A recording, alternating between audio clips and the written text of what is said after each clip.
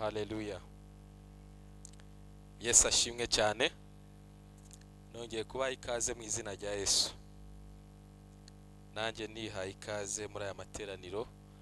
Ndazi ko abandi babakiriye. Imana ishimwe ko twongeye guhura kuri uyu munsi kugira ngo tubashe gusenga. Haleluya. Haleluya. Nagira ubwira umuntu kwegere ngo wagize neza kuza gusenga. Amen. Abaramye Imana ibaho umugisha, mwene data Yesu aguhe umugisha. Dushima Imana iduhaye uyu mwanya kugira ngo dusangire ijambo ry'Imana. Ndazi neza ko turi buhabwe umugisha mu izina rya Yesu. Abari kuri Zoom, abadukurikiye online kuri Zoom, mwese Imana ibaho umugisha. Ndi kubona umudamu wanje ahari nibishaka Alice. Yesu aguhe umugisha sheri. N'abandi mwese muhari. Mami wenyine ni ukomye amashi. Mwese mwayakomye se. Bosco humura nawe sheri wawe ari hafi. Umwaka utagiye nyiki gose nawe uzavuga ngo sheri ndagushuhuje. Wabyizeye se? Haleluya. Yes, abaseri batere mwese mudore sheri wanje ngo ari guseka hariye. Sheri, bana bakubonye kabisa. Haleluya. Yambwiye ngo ndaza kuba mari gose ngukurikire. Haleluya. N'abandi mwese turaza kugira ibihe byiza uyu mugoroba namaze kubyumva. Haleluya. Imana yashyize ku mutima kuganira ngiye ngira namembwira sheri mubwiye ko ndi bubwiriza aramwiye ubuse wateguye inyigisho. Namubwira ngo Imana yanteguriye inyigisho igihe kinini cyane. Murabona ino karino ukuntu imeze irashaje. Sinzi niba muri kwireba. Ariko hano harimo inyigisho nyinshi cyane. Ndasinzira nkarota nkerekwa nkandika. Simbazi ngo nzabwiriza hehe. Ariko ndandika amarevelation y'Imana iri kunganiriza nkabibika. Noneho Imana yama amahirwe yo kuganira n'abantu ijambo ry'Imana, nkasenga nkumva icyerekezo ubundi nkajya mu byo Imana yampaye. Yesu ashimwe cyane. Haleluya. Buriya umuntu yize n'umuntu atize ntago baba bafite amahirwe angana. Sinzi niba mubizi. Ushobora kuba warize ufite diplome yawe wicaye mu rugo ntacyo bitwaye. Hari umunsi, Yesu ashimwe cyane, hari umunsi imiryango izagukingukira, diplome yawe ikagira agaciro. Yesu ashimwe cyane. Ntago bisobanuye ko uyu munsi utari ku kazi, ntago bisobanuye ko ntagahari, karahari. Hari umunsi igitondo kimwe gusa uzumva bavuze ngo ni wewe muntu twaye dukeneye, ahubwo twaye twarakubuze. Yesu ashimwe cyane. So niba ugifite umwanya n'ubushobozi komeza wibikemo, wihingemo ibyo ushoboye, wibikemo ubutunzi, wibikemo ubwenge. Hari igihe kimwe bizakugirira umumaro mu gihe utazi. Yesu ashimwe cyane. Haleluya. So ngiye gushyiraho urufatiro, wenda abandi baraza gukomeza. Ndashaka tuganira ijambo rivuga ngo ni gute wakwakira igitangaza cyawe. Haleluya.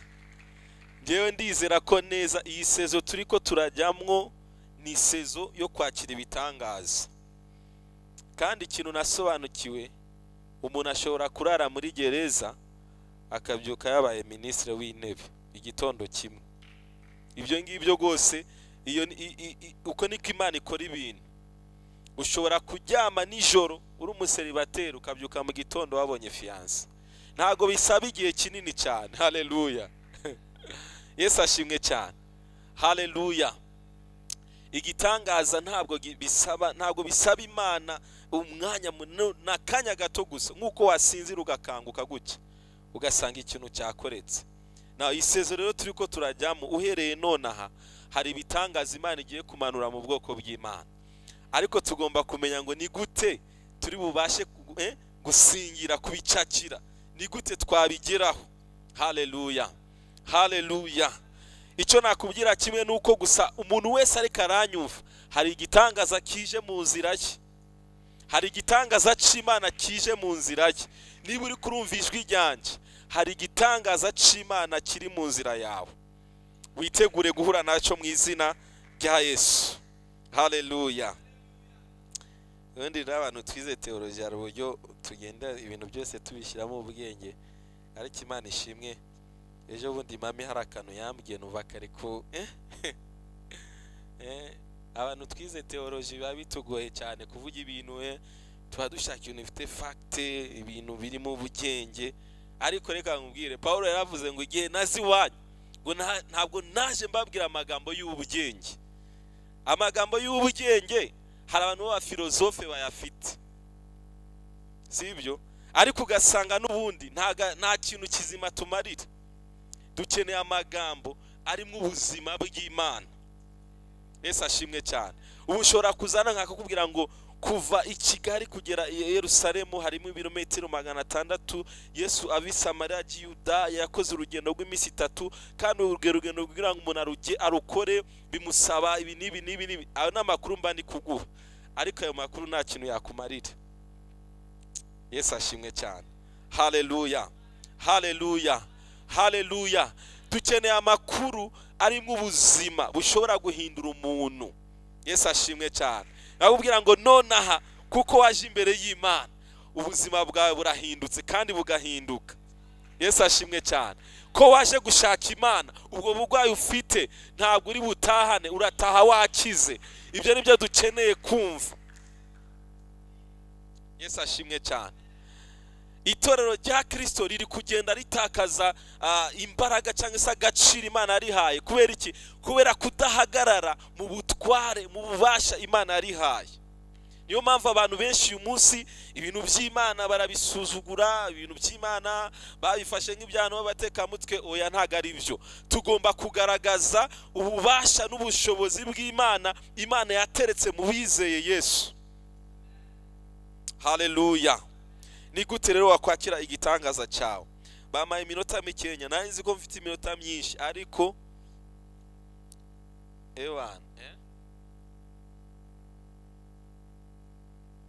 turumva muri iyi myinshi. Haleluya.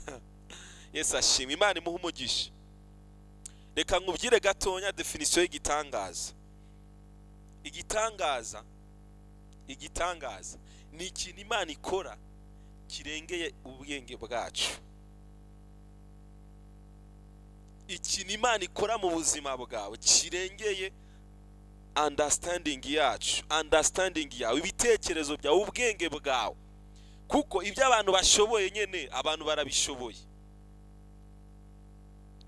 ariko hari ikintu kiba nawe ubwawe ukavuga ngo iki kintu ni ikiganza cy'Imana cyabikoze. Icyo nicyo gitangaza. Iyi si rimwe abantu bakora ibintu by'indengakamere kabisa, ukabona ikintu umuntu ya designinze cyangwa se ikintu umuntu yakoze ukavuga ngo uyu muntu rwose aratangaje. Ariko ibyo abantu bakora bifite aho bigarukira.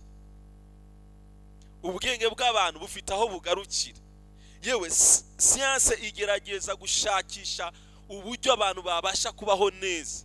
Ariko hari igihe ugera imbere y'umuganga akakubwira ngo ndabona ko ufite ikibazo, ariko ikibazo ufite nta gisubizo ngifitiye. Si murabibona ibyo bintu? Umuntu akajya kwivuza ameze nabi, bakamubwira ngo nta ngwara turi kubona, kandi umuntu muri we akumva ameze nabi, akumva rwose ubuzima bumumereye nabi. Ariko umunyabwenge w'iyisi akamubwira ngo nabuze icyo nkora, nabuze icyo mbikoraho. Igitangaza cy'Imana rero aho niho kigaragarira. Yesu ashimwe cyane. Aho abana b'abantu bananiriwe, aho ibitekerezo byacu byananiriwe, aho ubushobozi bwacu bwananiriwe, aho imbaraga zacu zananiriwe, imbaraga z'Imana ziramanuka. Haleluya. Zikarema ibitangaza, tukavuga ngo Imana ni igitangaza. Icyubahiro kikagaruka ku Uwiteka Imana. Haleluya. Uyu munsi niba hari ibyo wagerageje mu buzima bwawe, izo ni imbaraga zawe wari uri gukoresha, zifite limite, zifite aho zigarukira. Wemerere uyu munsi imbaraga z'Imana zize kukuremera igitangaza mu buzima bwawe. Haleluya, haleluya. Igitangaza ntushobora kugisobanukirwa ukoresheje ubumenyi bwawe, kireka uri mu mwuka. Igitangaza utari mu mwuka ntabwo ushobora kucyakira, nta nubwo ushobora kukigeraho. naho nashaka ngo wibaze kino kibazo, kubera iki ari iby'ingenzi cyangwa se kubera iki ari iby'umumaro ko tugomba kumenya uburyo twakira ibitangaza byacu? Kubera iki ukwiriye kubimenya? Kubera ko ukwiriye kubimenya nuko Imana muri natire y'Imana, muri kamere y'Imana, ni Imana ikora ibitangaza. Yesu ashimwe cyane. Buriya kugira ngo ugendane n'umuntu nuko ugomba kuba umuzi. Nagira nkwibutse neza ko Imana muri natire ya, muri kamere yayo, muri nature y'Imana, ni Imana ikora ibitangaza. Ni Imana ikora ibitangaza. Niba warakurikiye Imana rero utegereze kujya mu ijuru gusa, hari ibindi byinshi uri kurahomba. Nibyo mu ijuru tuzajya, kuko Yesu Bibiliya tubwira ngo abizeye izina ry'umwana w'Imana bafite ubugingo buhoraho. Ubuzima bw'iteka turabufite muri Kristo Yesu. Ariko tukiri hano mu isi tugomba kubaho n'ibindi, kubona n'ibindi byose Imana itanga mu buzima bw'abana bayo. Haleluya. Ntabwo twicaye gusa ngo dutegereze kujya mu ijuru. Iyo biza kuba bimeze uko, wari kuba warakiriye Yesu, Imana igahita igucura ukajya mu ijuru. Ariko kubera ko ukiri mu isi, hari ubundi buzima ugomba kwakira, hari ibindi byiza ugomba kubenefisa biri mu kiganza cy'Imana. Yesu ashimwe cyane. Kandi abisi bashobora kutabiguha kubera kukugirira ishari, ushobora kuba udafite connection zikugeza aho wifuza kugera, ariko ko dufite Imana ikora ibitangaza, ibasha kukuremera nawe ibitangaza. Haleluya. Iyo Mana rero niyo twizeye kandi iri kumwe natwe uyu mugoroba. Iraza kugira ikintu ikora mu buzima bwawe. Haleluya. Iraza kugira ikintu ikora mu buzima bwawe mu izina rya Yesu. Haleluya. Reka nkubwire kano kantu kandi katari keza. Abantu benshi basigaye batinya abakozi b'Imana bamwe na bamwe mu gihe babonye Imana irikira bakoresha ibitangaza. Hari abantu iyo babonye umuntu Imana iri gukoresha ibitangaza batangira kumutinya, bakavuga turiya muntu mumucunge neza, uriya muntu ashobora kubakoresha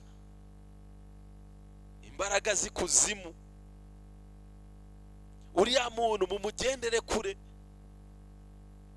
Ariko reka mbabwire, iki ni ikinyoma cya Satani. Ntabwo abantu bose bakoresha imbaraga z'ikuzimu, ntabwo abantu bose bakoresha amangetengete. Oya, niba ubyizera uko ufite ikibazo, kuko mu ijuru no kuremwa kwawe ubwawe wewe waremwe mu buryo bw'igitangaza.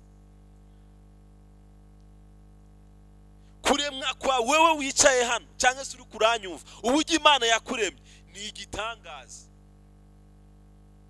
Now ufashe rero ibintu Imana iri kirakora ukabyitirira Satani, ufite ikibazo gikomeye cyane. Ariko naje kubitekerezaho nza gusanga hari impamvu zimwe na zimwe zituma abantu batinya abakozi b'Imana bari gukoreshwa n'Imana. Natekereje ibintu nka bibiri. Icyambere nuko abantu bazi ko Satani ari gukoresha abantu bitangaza kugira ayobya abantu. Iyo niyo mitekerereza abantu bafite. Bazi ko Satani ari gukoresha abantu bitangaza agamije kubayobya. Icya kabiri, abantu bazi ko ibitangaza bitakiri ngombwa, ahubwo no kwisengera gusa tugategereza kujya mu ijuru.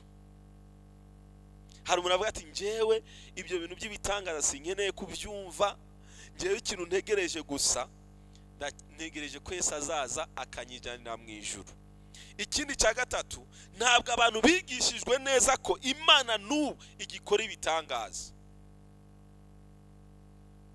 Ntabwo abantu bigishijwe ngo basobanukirwe ko Imana twizeye ni Imana itubabarira ibyaha, ni Imana iduha ubugingo buhoraho, ariko ni n'Imana idukiza indwara. Yesu ashimwe cyane. Ni Imana iduha ubugingo bw'iteka, ariko nanone ni Imana iduha urubyaro. Yesu ashimwe cyane. Haleluya. Imana wizeye ko yakubabariye ibyaha, ukwiye no kuyizera ko uyu munsi yahindura amateka y'ubuzima bwawe mu buryo bufatika. Haleluya. Ikintu cyaguteye kwizera Imana ko yaguhaye Yesu akagucungura. Haleluya. kigutere no kwizera Imana ko uyu munsi ubwo buzima urimo bwabasha guhinduka. Haleluya, haleluya. Ikintu kigutera gufukama ukabwira Imana ngo Mana uyu munsi nacumuye mbabarira, ukizera ko Imana yakubabariye. Haleluya, haleluya, haleluya. Kigutere no kwizera ko ubwo bushomeri bwawe Imana ishobora kuburangiza. Nufate ijambo ry'Imana urifate muri side imwe gusa. Ufate gusa akantu kamwe. Oya, Bibiliya ijambo ry'Imana ryuzuyemo ibintu byinshi kandi ibyo byose ni ibyacu, tugomba kubyizera. Ugomba kubyizera mu izina rya Yesu. Haleluya.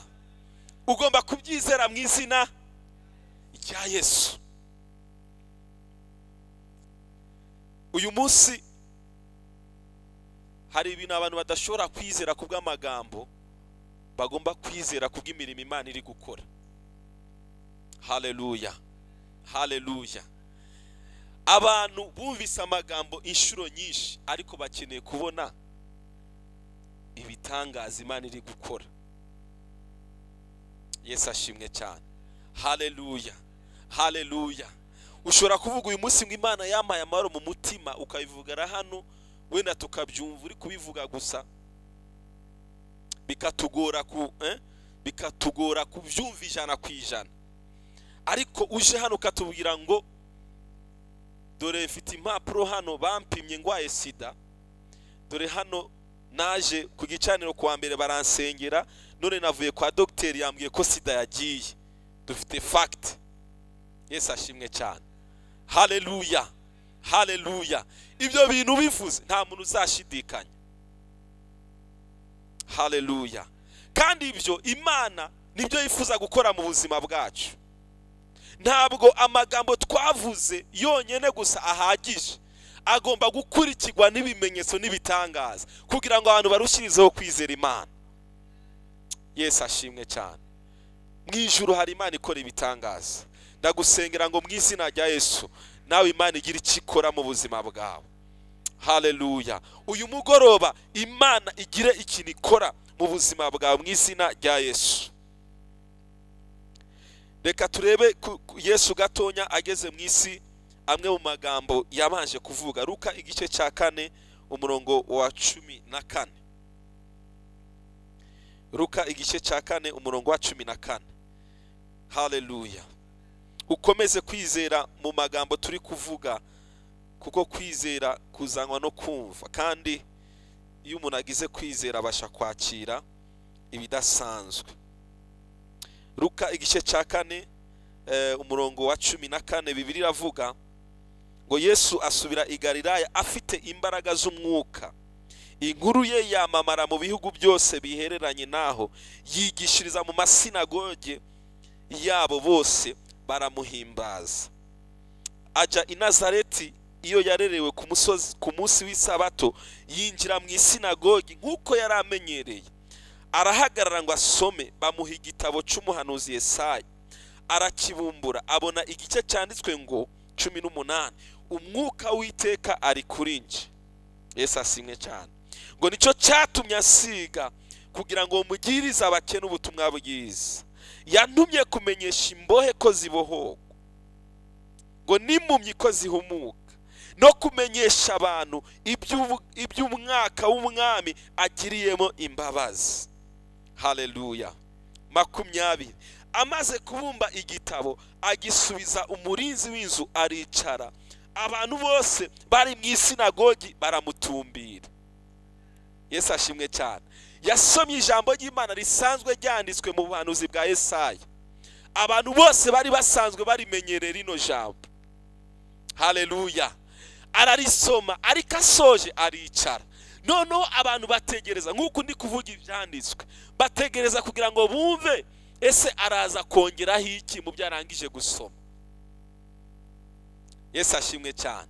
Haleluya. Now ubu ko byagenze ngo nuko atangira kubabwira ati uyu munsi ibyo byanditswe bisohoreye mu matwi yanyu. Haleluya. Ibyanditswe bisohoreye mu matwi yanyu nibihe? Nibyo yararangije gusoma hejuru. nibyo umuhanuzi Yesaya yari yarahanuye avuga ngo abarindwa bararekuwe, impumyi zirahumutse. Haleluya. Kumenyesha abantu umwaka wo kwemererwamwo n'Uwiteka. Ibyo ngibyo Yesu yari kubabwira ngo ibi ngibi mwasomye ntago bikira amateka, ahubwo uyu munsi ibi byanditswe birasohoye mu buzima bwanyu. Haleluya. Haleluya. Hari igihe dusoma Bibiliya tukayisoma nk'amateka. Nibyo muri Bibiliya hari ibyo bita ngo historical books, hari bitabo bitubwira amateka y'Abisirayeli, birahari 12 mu Isezerano rya Kera. Ariko ntabwo dukwiriye gusoma Bibiliya nk'igitabo cy'amateka. Ni nkaho Yesu yari kubabwira ngo mwarasomye ibyanditswe mubisoma nk'amateka, ariko uyu munsi ntabwo mugomba kuyisoma nk'amateka, byahindutse ubuzima. Haleluya. Niba usomye ngo uyu munsi wakiriye gukira, ntabwo ari amateka, ni ibintu bibaye ako kanya. Ikibazo dufite, dusoma ibintu tugashaka kubisoma nk'amateka kandi byaracitse ubuzima. Mumbwire amen. Haleluya. Haleluya. Arababwira ngo uyu munsi ibyanditswe birasohoye, niko yababwiye ngo bose baramushima, ngo batangazwa n'amagambo ngo meza avuye mu kanwa ke, bati mbese aho uyu siwe mwene Yosefu. Batangira gushyiramo filozofi. Ibyanditswe birasohoye, uyu nguyu uri kuvuga bino bintu si mwene Yosefu. Ariko kuko yaramaze kuvuga ngo ibyanditswe birasohoye, byahise biba ako kanya, niko byagenze. Yesu ashimwe cyane. Usimbutse hepfo gatonya kuri 32 muri kino gice nyene, Yesu amaze kubabwira ngo uyu munsi ibyanditswe birasohoye, yahise atangira kubishyira mu bikorwa. Ntago byamufasha umwanya munini, yahise atangira kubishyira mu bikorwa. 32 Bibiliya tubwira kuri 32 ngo batangazwa no kwigishwa kwe, ngo kuko ijambo rye ryari rifite ubushobozi. Yesu ashimwe cyane. Ijambo rye ryari rifite ubushobozi. Nagira ngo ubwire ngo ijambo ry'Imana rifite ubushobozi bwo guhindura ubuzima bwawe. Ntabwo riratakaza imbaraga, nta nubwo rizatakaza imbaraga, kuko Yesu yarivuze afite ubutware, afite ubushobozi mu isi no mu ijuru. Haleluya. Haleluya.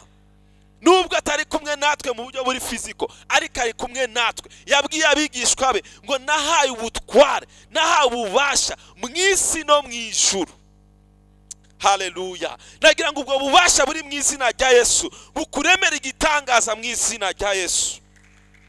Ubwo butware buri mu izina rya Yesu uyu munsi bugira ikintu bikora mu buzima bwawe.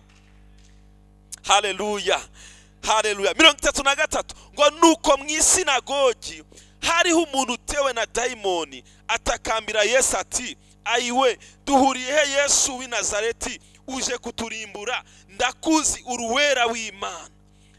Yesu aramucaha ati, hora muvemo. Dayimoni amutura hasi hagati yabo, amuvamo atagize icyo amutwara. Yesu ashimwe cyane. Dayimoni amuvamo atagize icyo amutwara.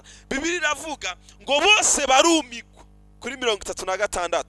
Bose barumigwa, barabazanya bati, mbega rino jambo ni jambo ki? Haleluya. Arategekesha abadayimoni ubutware n'ububasha bakavamo. Inkuru ye yamamara hose mu gihugu gihereranye naho. Amen. Haleluya. Haleluya.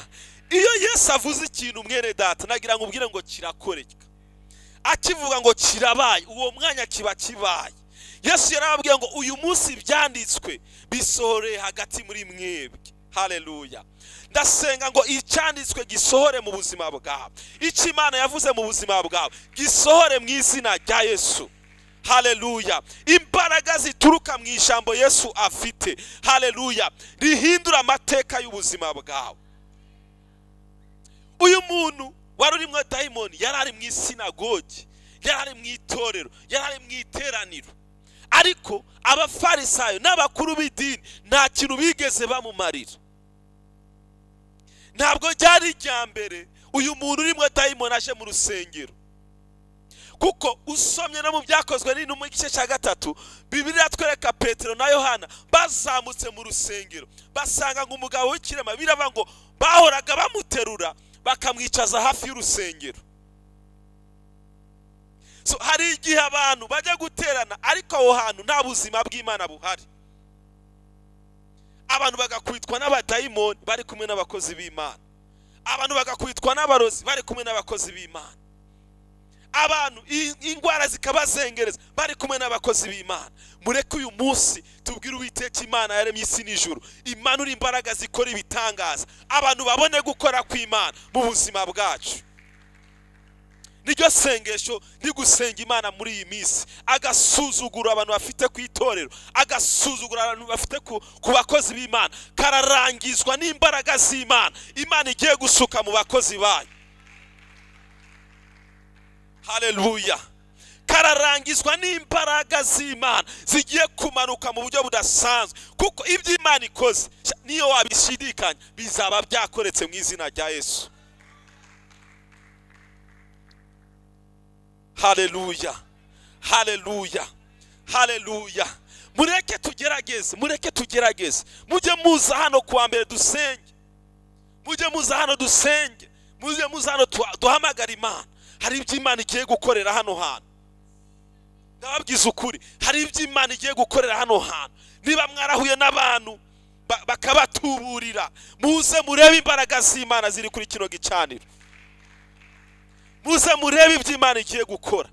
Mugende mubwire abantu batuye muri uyu mujyi wa Kigali baze barebe Imana, Imana ihindura amateka, Imana ikora ibitangaza kandi ikabikora nta kiguzi, irabikora nta kiguzi. Yesu ashimwe cyane. Haleluya.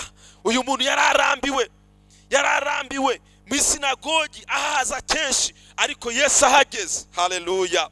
Yesu ahageze yaberetse ko hari icyo batari bwasobanukirwe mu bijanye n'imbaraga z'Imana. Mureke twebwe turi hano turiko turumva rino jambo, haleluya, twemerera Imana ikorane natwe mu buryo bukomeye cyane. Twemerera Imana iri gushaka abantu, iri busukemo imbaraga zayo, haleluya, kugira ngo bagaragaze ubutware, bagaragaze gukora kw'Imana. Wemerera Imana mu izina rya Yesu. Wemerera Imana, ubwira Imana ngo Mana, nyinguye umutima wanje usukemo imbaraga zawe kugira ngo ubwoko bwawe buhembuke. Haleluya. Wemerera Imana uyibwire ngo Mana, suka amavuta muri jewe, hari abantu barushe kandi baruhiye mu matorero. Haleluya.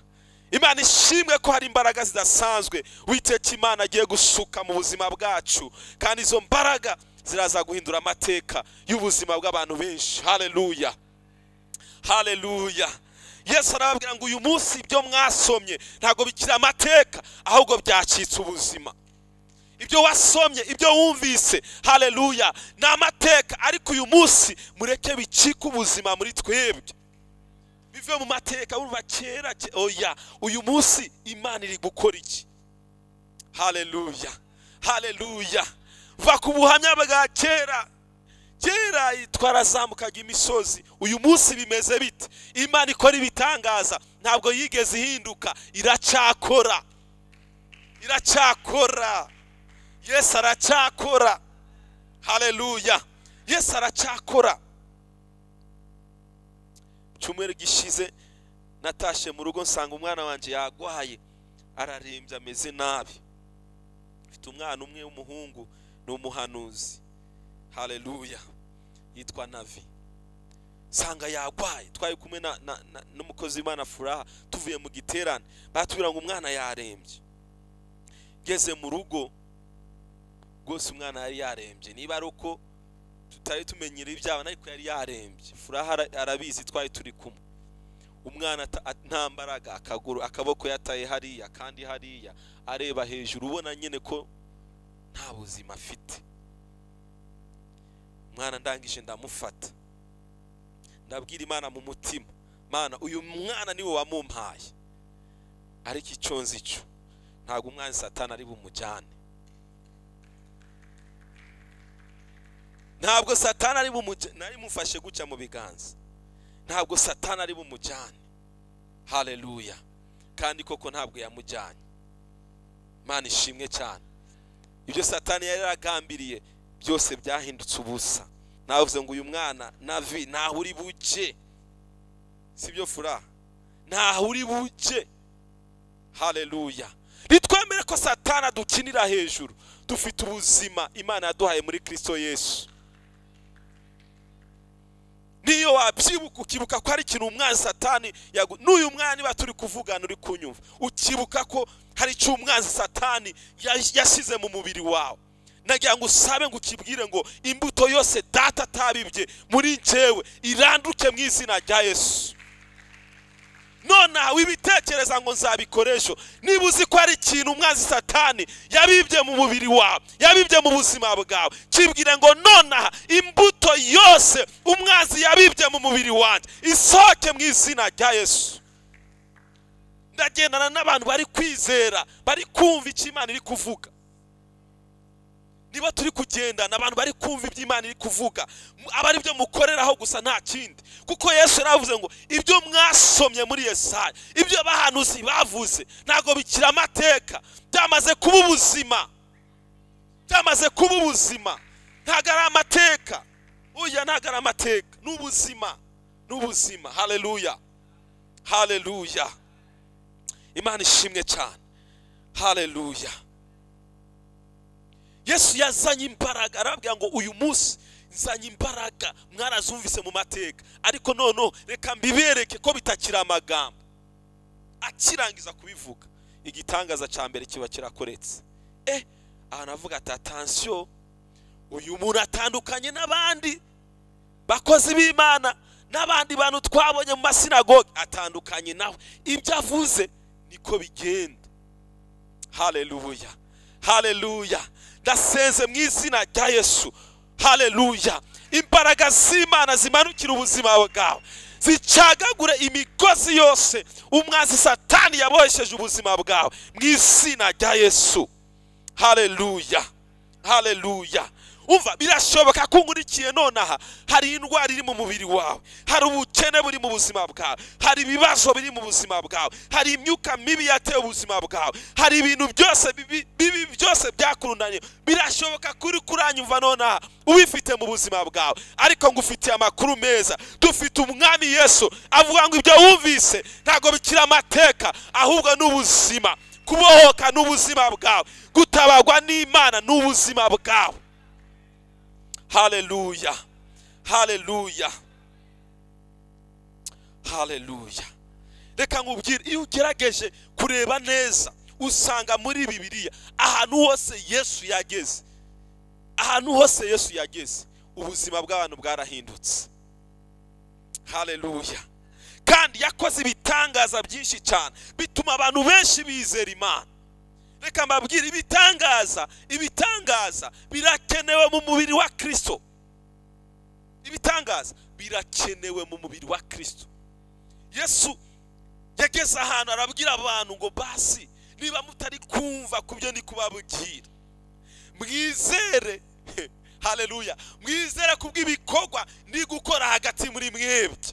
Haleluya. Byanase ko wizera kubw'amagambo, izere kubw'ibitangaza Imana igiye gukora mu buzima bwawe. Haleluya. Izere. Haleluya. Izere. Imana irahari kandi yari kubwawe mu izina rya Yesu. Haleluya. Umva kano kana, igihe kirageze aho abantu bagomba kumenya ko mu itorero rya Kristo harimo imbaraga z'Imana. Ibintu byo gushidikanya, abantu bagomba kumenya ko ahabera bateraniye. Yesu ashimwe cyane. Haleluya. Bagomba kumenya ko hano abantu b'Imana bari, hari imbaraga z'Imana, hari ugukora kw'Imana. Bakabimenya neza. Bakabimenya neza. Usomye ubuzima bw'intumwa, Bibiliya iratubwira ngo abantu bageza bakajya batinya, bakavuga ati bari abantu ntago twabajyamo.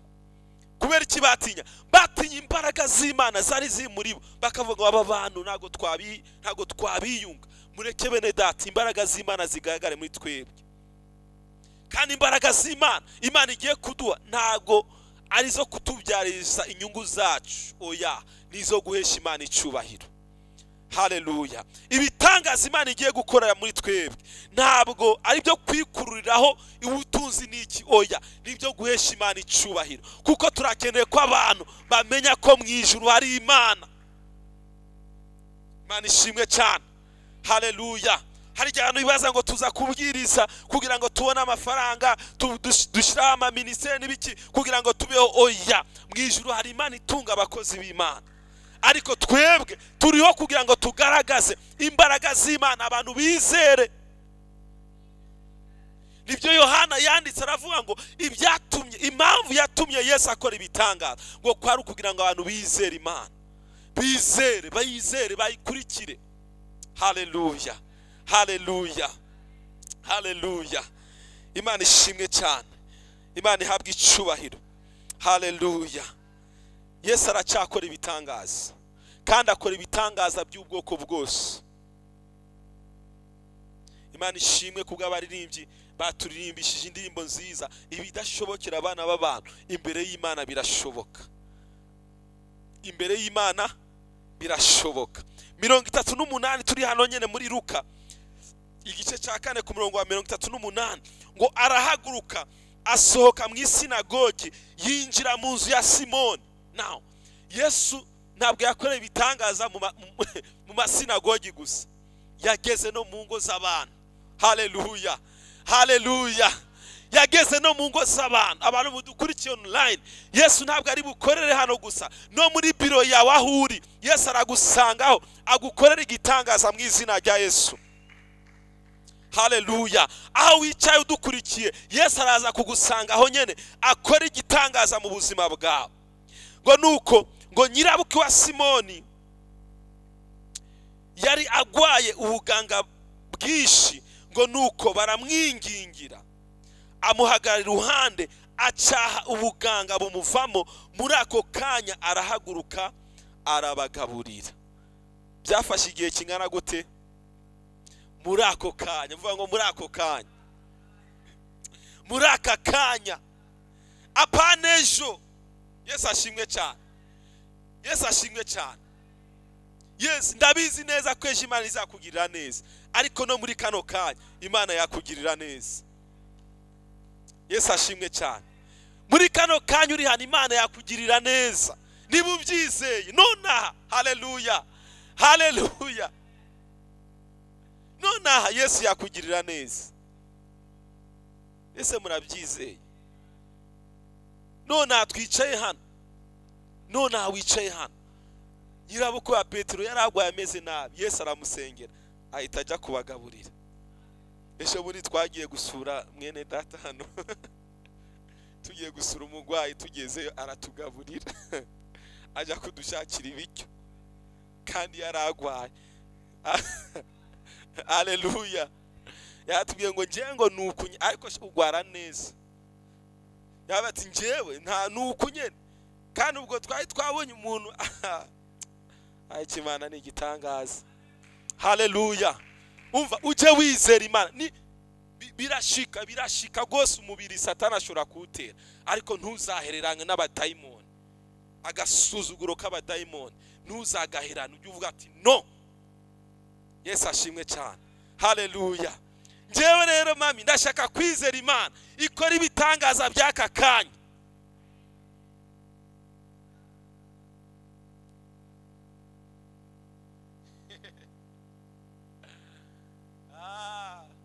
Ya theology nabisize ku ruhande. Haleluya, haleluya, haleluya. Nubundi theology twaje gusanga nubundi n'abantu bicara bagahuza ibintu tukagenda tukabyiga, kandi n'abantu bashobora kwibesha. Si byose reka nkubwire, abantu bagendanye na Yesu, intumwa zagendanye na Yesu, zabonye Yesu ari kugendera ku mazi, zavuga ngo uriya muntu ni umuzimu. Bavuga ngo Yesu ni umuzimu. Urumva batibeshe, kandi baragendanye. Abantu bashobora kwibesha bakatubwira ibitari byo, ariko Imana ntago ijya yibesha. Haleluya. Turabyiga nyene kugira ngo nibakubaza se ibyo uvuga warabyigiye? Yego narabyigiye. Ufite urupapuro rw'umutsindo? Dore degree yanjye ngiye, bachelor degree in theology and Christian leadership. Hari abantu bazifite ariko adashobora no kubwiriza. Hari n'abandi babyize ahubwo batakaza kwizera Imana, bahinduka abantu bapinga iby'Imana. Nibyo bari baza ahubwo by'umwuka babivaho. Haleluya, haleluya. Ndashaka kwizera Imana ikora ibitangaza bya nonaha. Reka nkubwire, igitangaza cya nonaha gikorerwa mu isi y'umwuka, ukagitegereza mu bifadika. Haleluya, haleluya. Imana ikuremera igitangaza nonaha. Nonaha nitugaruka ku wa mbere uzaza uvuge ngo hari ikintu Imana yakoze mu buzima bwanje. Haleluya, haleluya. Imana ikireme nonaha uzagaruka uvuga ngo ndashima Imana. Haleluya. Hari inkuru yanditse muri Yohana igice cya 4. Hari umuyobozi bamwita ngo n'umugabisha w'ingabo, yabwiye Yesu, aramubwira ngo Yesu wambabariye tukajyana mu rugo ukajya gusengera umwana wanjye ko agwaye yenda gupfa. Yesu ashimwe cyane. Yesu aramubwira ngo ntago ari ngombwa ko tujyana, genda umwana wawe ni muzima. Haleluya. Aramubwira ngo genda umwana wawe ni muzima. In the spirit igitangaza cyayi cyakoretse. Gusa uwo mugabo nta makuru yari afite kubera ko atari mu rugo. Bibiliya iratubwira ngo yaragiye, ageze mu rugo abakozi be baramubwira ngo uzi ko umwana wawe ari muzima? Ni muzima. Arabaza ngo byabaye ryari? Yesu ashimwe cyane. Baramubwira ngo ejo amasaha nk'aya umwana nibwo yabaye muzima. Ngo ahita yibuka ko ari cyagiye Yesu yamubwiriye ngo umwana wawe ni muzima. Haleluya, haleluya. Igitangaza gikoreka mu isi y'umwuka, ariko hari igihe bidusaba gukora urugendo ruto ruduhuza n'igitangaza cyacu, ariko kiba cyakoretse. Ndagusengeye mu izina rya Yesu. Haleluya. Uwo mugabo warushaka Imana imureme nonaha mu izina rya Yesu. Uwo mugore warukeneye Imana imureme nonaha mu izina rya Yesu. Ako kazi warukeneye Imana ikareme nonaha mu izina rya Yesu. Mu izina rya Yesu Imana ibireme nonaha. Apanesho Imana ibireme nonaha. Ahubwo uzahure n'abantu bakubwira ngo akazi kawe ngaka. Haleluya. Uzahure n'abantu bakubwira ngo dore ngibi. Imana yabikoze mu izina rya Yesu. Twizere Imana ikora irema nonaha. Haleluya. Twizere Imana irema kandi ikora nonaha. Bikumva kose Imana iri kubirema mu izina rya Yesu. Haleluya. Mumbwire ngo amen. Haleluya, haleluya. Abari kuri Zoom mwakira ibitangaza nonaha. Nonaha mu izina rya Yesu. Ndi kujya kubareba kandi ngomba kureba kamera. Abari kuri Zoom, haleluya. Nangiye kubareba hariya kandi hari ntago bambona, babona umugongo. Ndavuga n'abantu muri kuri Zoom mumbwire amen, ariko abo turi kumwe. Haleluya. Ubundi dukeneye screen wenda iri hano hafi. Ngubu Bosco yibwirije yayituzanira hano. Haleluya. Kumusetsese. Haleluya. Abari kuri Zoom mwizere Imana ikora ibitangaza bya nonaha. Yesu ashimwe cyane. Haleluya. Wizere Imana. Uyu mwanya uri hano wakire gukira mu izina rya Yesu. Ejo nuza guhura na docteur azakubwira ngo ikibyimba nari narabonye ko ntari kukibona. Uzibuke ko Yesu yakigukijije nonaha mu izina rya Yesu. Komera Imana amashyi menshi cyane. Haleluya, haleluya.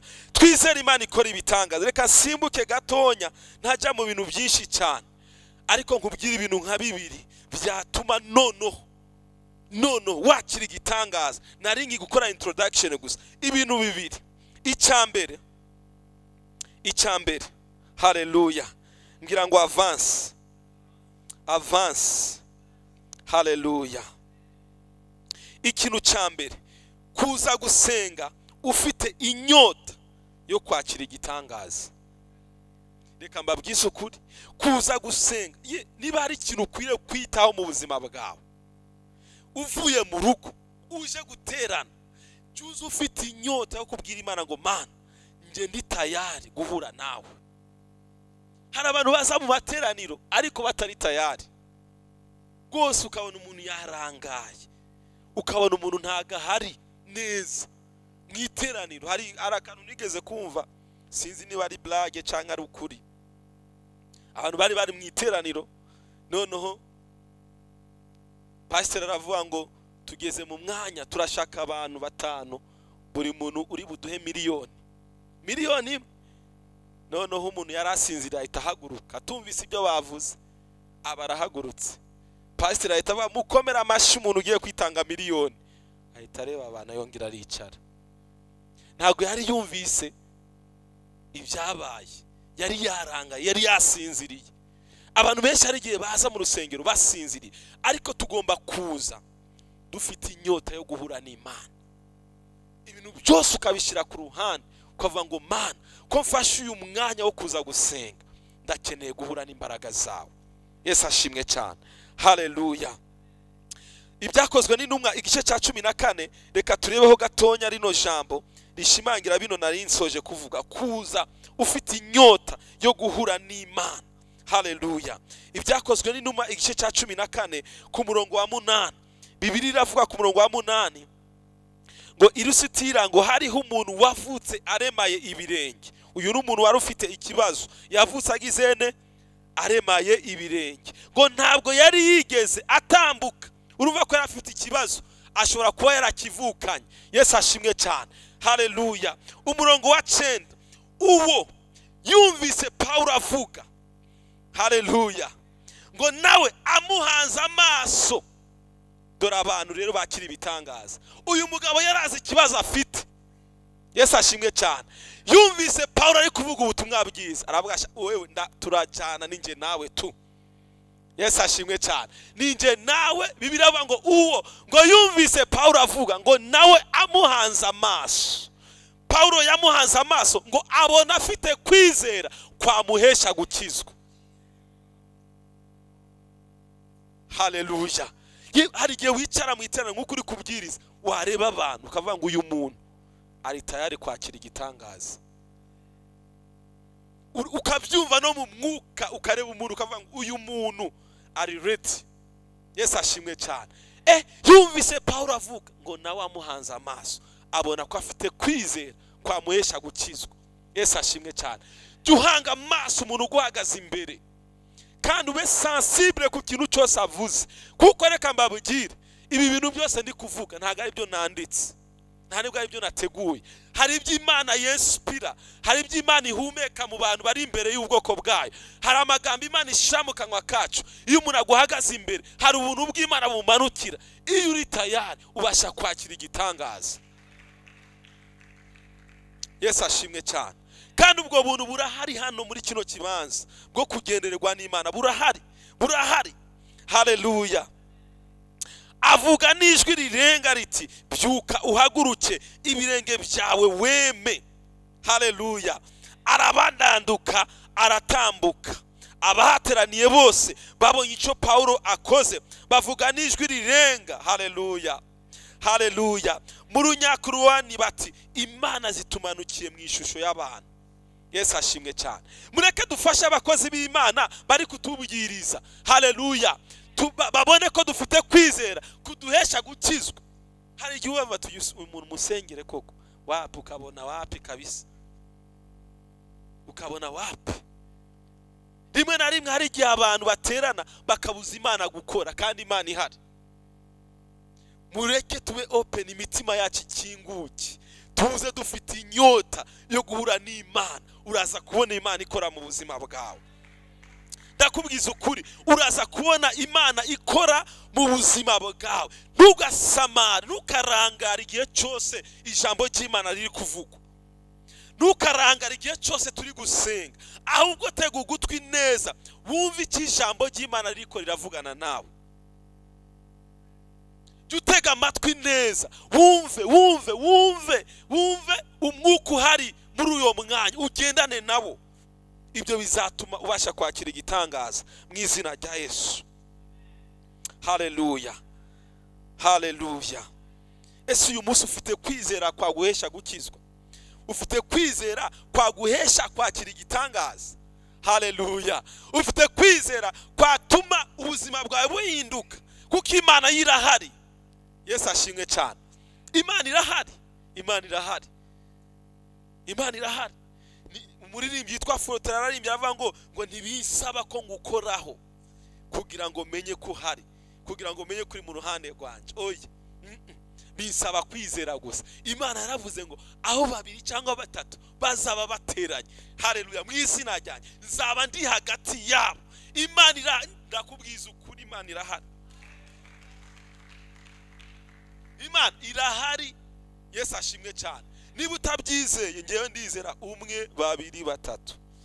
Basi bano batatu hano ndizeye ko bahari kandi bafite kwizera. Imana irahari, haleluya. Hari undi muntu uhari uri hano? Murahari mwese? Imana nayo irahari. Yesu ashimwe cyane. Kandi reka nkubwire, Imana ihari kugira ngo ugire icyo ikora mu buzima bwawe. Nukuri. None se yaba ihari ngo bigende gute? Irahari, irahari. Njewe ntago naba ndi kumwe nawe ukambwira ngo mfite inzara kandi mfite amafaranga mu mufuka ngo ndeke kukugaburira. Ndi kumwe nawe ntibikunda. Yesu ashimwe cyane, haleluya.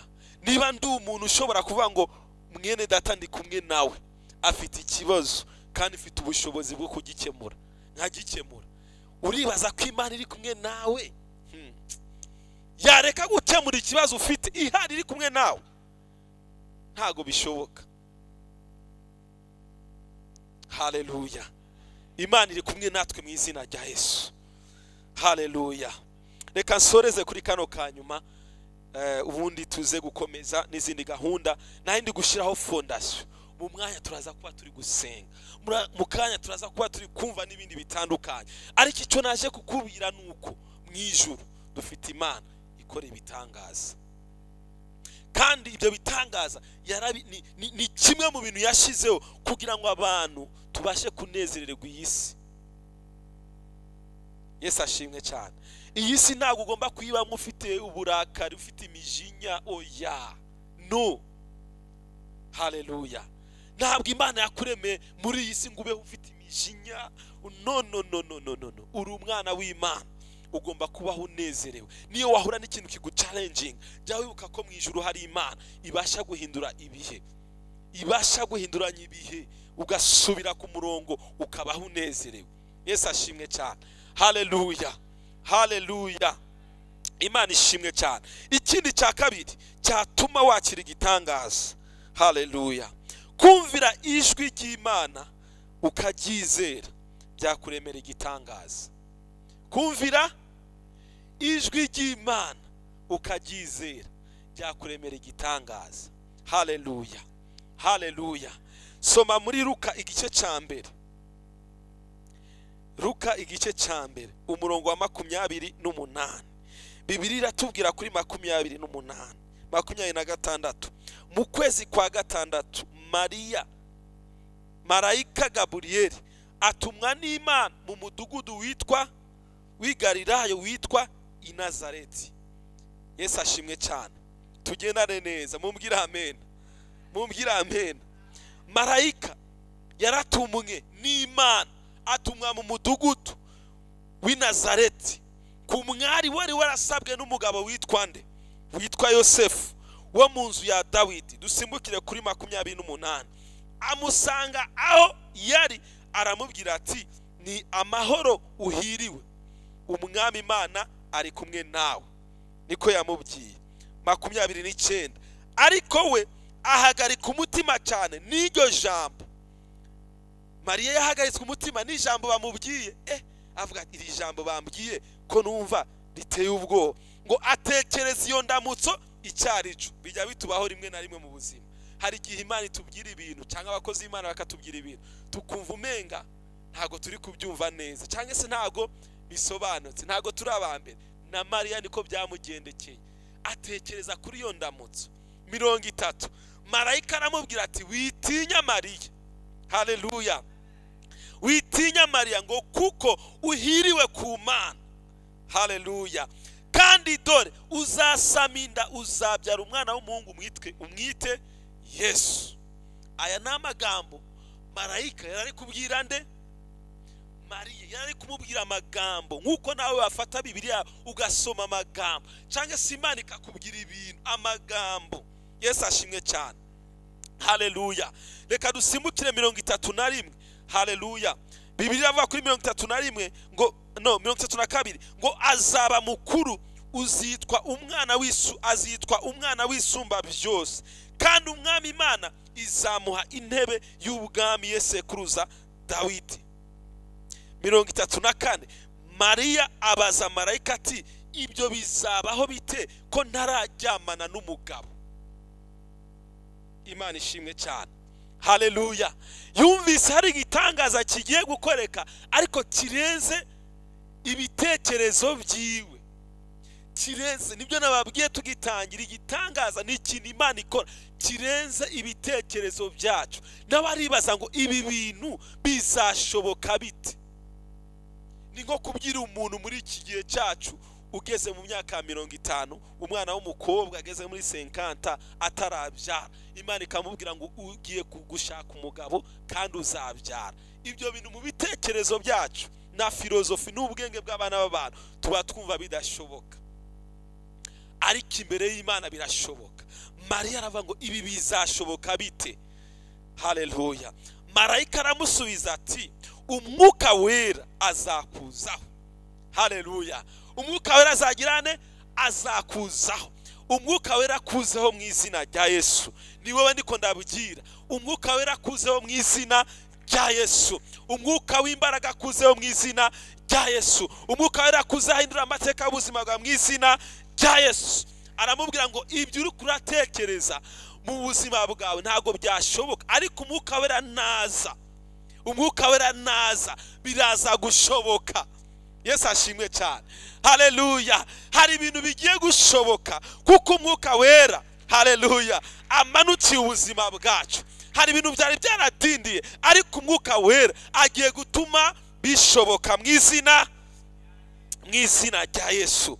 Mumbwire amena, haleluya. Ngo umwuka wera azakumanukira, ngo n'imbaraga zisumba byose zizagukingiriza. Imbaraga zisumba zose, imbaraga zisumba zose. Ndasenga ngo imbaraga zisumba byose zigutwikire mu izina rya Yesu, haleluya. Imbaraga z'Imana zigutwikire, zitwikire ubuzima bwawe, zitwikire business yawe, zitwikire umuryango wawe mu izina, haleluya. Ngo zizagutwikira, haleluya. Ngo kandi uzavuka azaba uwera, azitwa umwana w'Imana. 36 kandi dore mwene wanyu Elizabeti nawe afite inda y'umuhungu. Imana igikora ibitangaza ikatubwira n'iby'abandi, haleluya, haleluya. Hari abantu baza gusenga bafite ibyifuzo byabo n'iby'abandi. Umuntu wazana icyifuzo nawe Imana imusange imukoreho mu izina rya Yesu. Niba hari umuntu umaze iminsi usengera nawe Imana imukoreho. N'iby'Imana nibyo marayika yabwiye Mariya, aramubwira ngo ntabwo ari we wenyine gusa, ahubwo hari n'uwundi, haleluya, haleluya, n'uwundi wizereye nawe Imana imukorera igitangaza mu izina rya Yesu, haleluya. Ngo nawe azabyara umwana w'umuhungu mu zabukuru ze, ngo uwitwaga ingumba. None uku niko kwezi ko kwa gatandatu 37 ngo kuko ari nta jambo Imana ivuga ngo rihere, haleluya. Nababwiye ngo kumvira ijwi ry'Imana, kumvira ijambo ry'Imana bikuremera igitangaza. Marayika aramubwira ngo nta jambo ry'Imana riza ngo rihere ritagize icyo rikora. Ndasenze niba wizeye ijambo ry'Imana rikuremera igitangaza mu izina rya Yesu. Niba wizeye gukora kw'Imana, Imana ikuremera igitangaza mu izina rya Yesu. Ndasoreza kuri 38. Mariya aramubwira ati dore ndi umuja w'umwami Imana, bimbere nk'uko uvuze, haleluya, bimbere nk'uko uvuze, haleluya, haleluya. Mariya amaze kumva icyo Imana imubwiye arabyizera avuga ngo bimbere nk'uko uvuze. Mwene data, izera icyo Imana ivugana nawe, izera icyo Imana ivugana nawe, biraza kukubera uko, biraza kukubera uko ubyizeye, biraza kukubera uko ubyizeye mu izina rya Yesu. Imana ihabwa icubahiro, Imana ishimwe cyane. Iyo umuntu asanze ku gatuti mba natinze. Haleluya. Imana ibaha umugisha. Umva nawe bikubere nk'uko ubyizeye muri uyu mwanya, bikubere nk'uko ubyizeye. Imana ihindura amateka y'ubuzima bwawe. Uhereye nona ibyakurizaga ntibyongere kukuriza ukundi. Imana ikore ku cyifuzo cyawe mu izina rya Yesu. Haleluya. Nawe niba ubyize uvuge ngo amen. Banumva ntava kuri kano gatuti, ariko kugira ngo nzagaruke reka ngereze hano. Yesu ashimwe cyane. Haleluya. Haleluya. Ubundi muri theology baratwigishije ngo umuntu ntagomba kurenza iminota 8 abwiriza.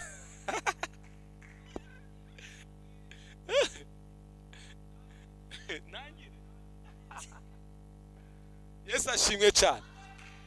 Ngo muri theology batubwiye ngo iyo urengeje iminota 8 ngo uba warambiye abantu. None se nabarambiye? None se umva theology zitatubesha koko? Ntabwo ndaza. Ayiwe amagambo yashize.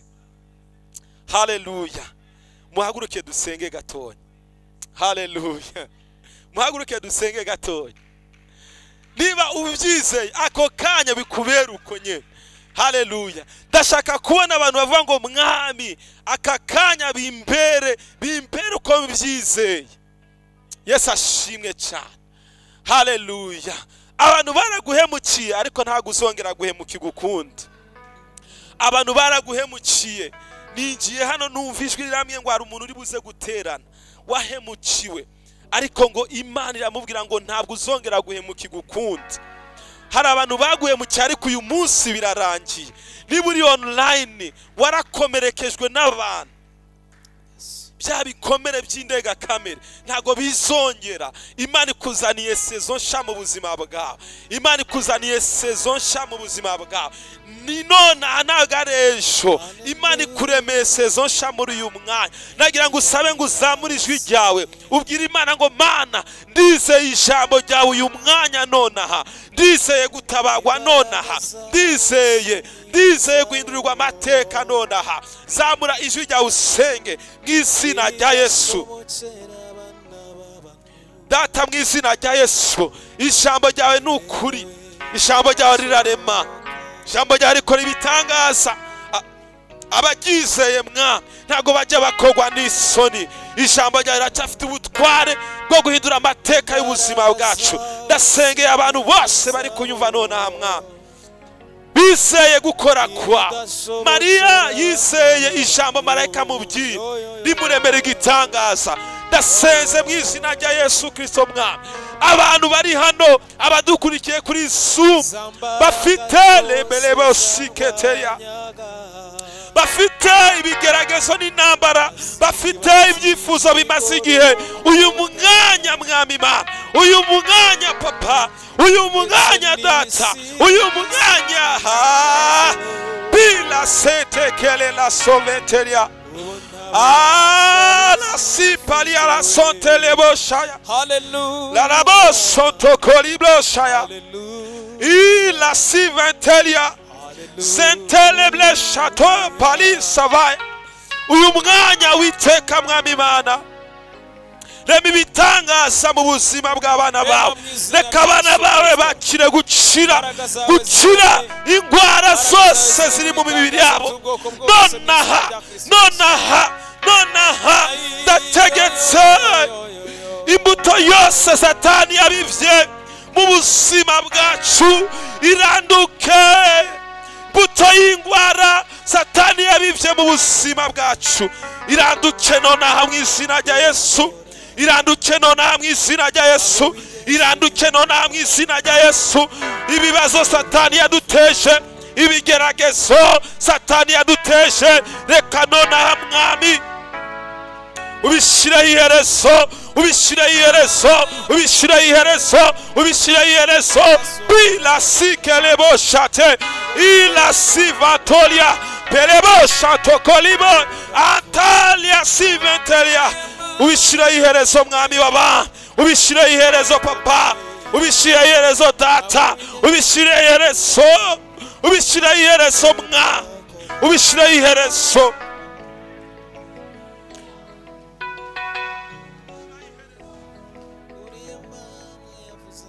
Turarambiwe n'ubuzima abadayimoni badukinira, turarambiwe n'imyuka mibi isatani yohereza mu buzima bwacu tukadindira. Uyu munsi birangire mu izina rya Yesu.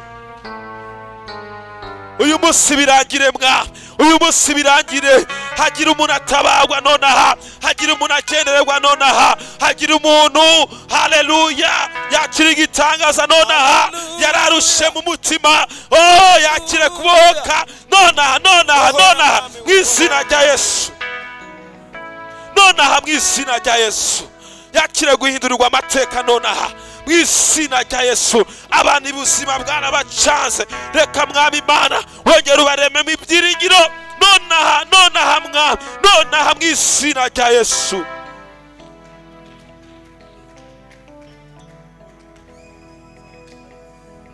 Mu izina rya Yesu.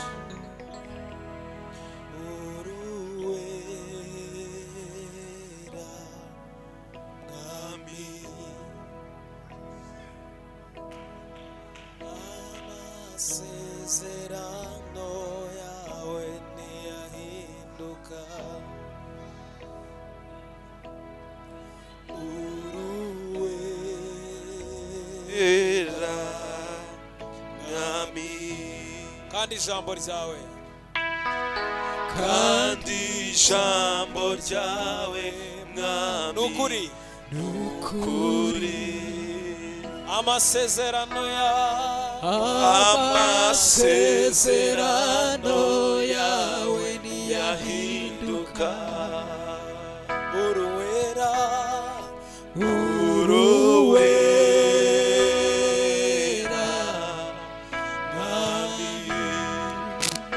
ijambo ryawe, kandi ijambo ryawe mwami nukuri. amasezerano yawe ntiyahinduka. niyo mpamvu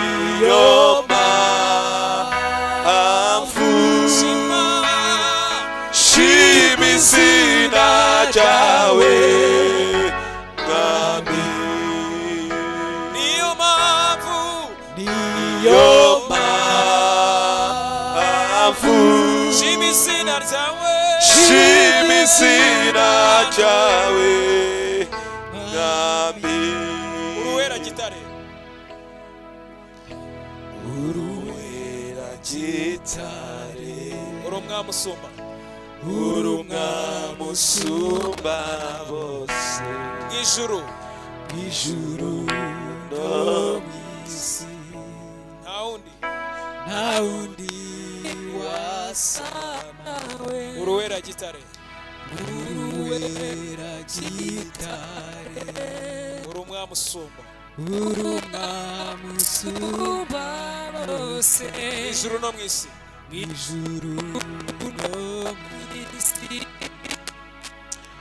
nta wundi wasa. wazamura ijwi ryawe, uruwera gitare,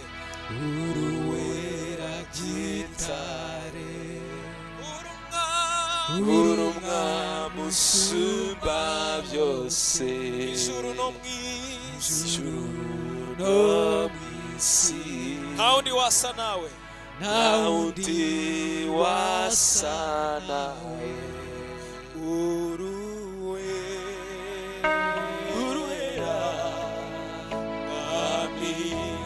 kandi ijambo ryawe, ijambo ryawe nukuri mwami, kandi ijambo ryawe nukuri. watwoherereje ijambo ryawe riradukiza, watwohereje ijambo ryawe riduhindura amateka, waduhereje ijambo ryawe riratumurikira, ritubera inzira, ritubera umuco, tubasha kugendera mu nzira zawe. Rushimwe mwami w'abantu, rushimwe kubw'ijambo ryawe, rushimwe gitare cy'amahanga, rushimwe Mana ikiranuka, rushimwe Kristo Yesu. Tuzakomeza kwiringira ijambo ryawe kuko icyo uvuze cyose ari ukuri mwami w'abantu, kandi amasezerano yawe ntabwo ajya ahinduka mwami w'abantu. Amasezerano yawe nahinduka mwami w'abantu. Niyo mpamvu tuzakomeza